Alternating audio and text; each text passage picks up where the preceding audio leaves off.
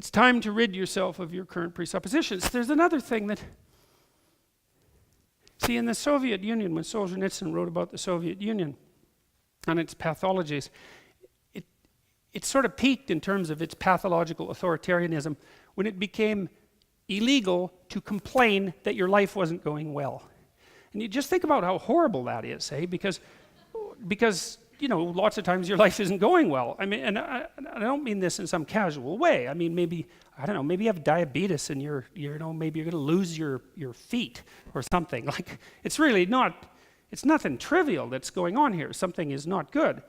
Or maybe it's economic, or maybe you're unemployed, but you see, the idea in the Soviet Union was, well, we already have all the answers. Everything's perfect. Already. That's what totalitarians think. Well, if everything's perfect, and you're suffering, then, well, maybe there's something wrong with you. Because everything is perfect after all, and if you're suffering, then, and what are you going to come out and say? Well, I'm suffering? It's like, well, then you're evidence that things aren't perfect, right?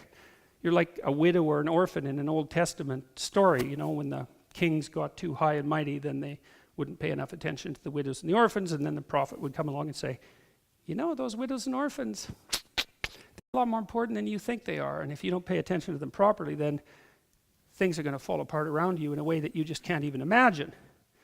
And so, well, then you're sort of like your own widow and your own orphan, but you don't get to say, hey, look, you know, things aren't perfect yet because I'm actually having still quite a rough time here.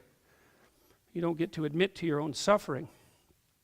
If you can't admit to your own suffering, then you certainly, see, the suffering, especially the additional suffering, the excess suffering, should be treated as evidence that you're not doing something quite right yet.